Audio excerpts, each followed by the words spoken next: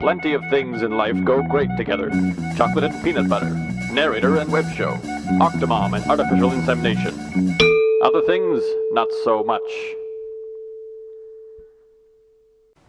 Recently, a friend of mine who makes his living as a commodity trader has wound up with an unfortunate surplus of both animals and incendiary devices. So, as a personal favor to him, I'm going to try and get you all excited about those commodities by reviewing explosive animals. First up, we have pigeons. Now, most people are aware that there, of course, were carrier pigeons in both world wars, but did you know that 32 of them were served the Dickens Medal, or the Animals Victoria Cross, for their actions? You might want to consider making a few Dickens medals to give to your animals as positive reinforcement, though maybe there's not much of a point if you plan to use them in any of the following ways.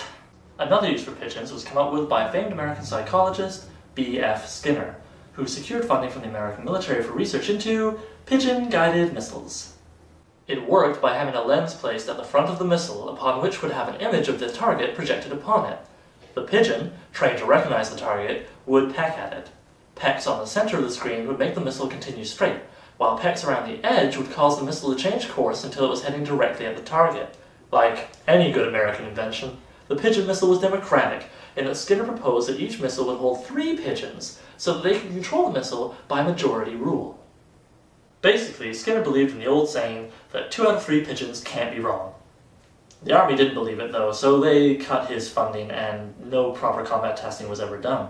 However, bat bombs got full funding and presidential approval from Roosevelt. Bat bombs were actually a pretty clever idea. Basically, you would strap a bunch of timed incendiary explosives to loads of bats and drop them high over a Japanese city. The bats would then disperse widely and find lots of nooks and crannies to sleep in during the day. Eventually the timers would go off so that thousands of bats sleeping deep within hundreds of buildings would start many, many, many serious fires. You know, as opposed to silly fires.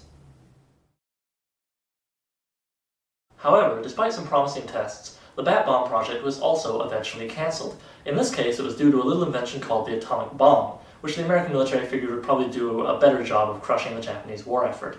But don't worry, folks, there's still one brave band of adventurers who are willing to go through with something horrible and strange. The Soviet Union. Once again, we visit World War II, where the Soviets figured that a dog with a bomb strapped to its back could get beneath a tank and damage its underside, which is generally the least armored area. So, of course, they set about starving a whole bunch of dogs before training them to find food underneath the tank.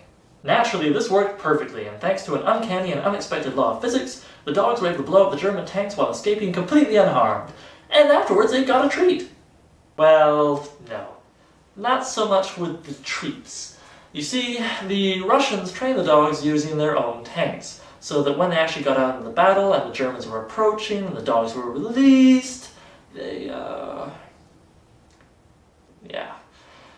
The lucky dogs just got so scared by the sounds of the battlefield that they ran right out of there. Wow. All these options are pretty horrible, and anybody who actually tried to give any of them a whirl would also be pretty horrible. So, in conclusion, my advice to you is to please don't be horrible. And if you can't avoid being horrible, then at least be pretty while you do it.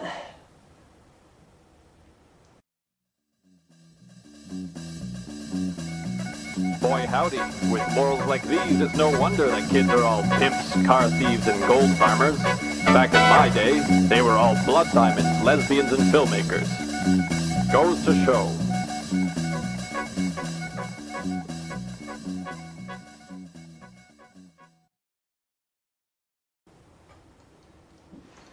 Biscuits.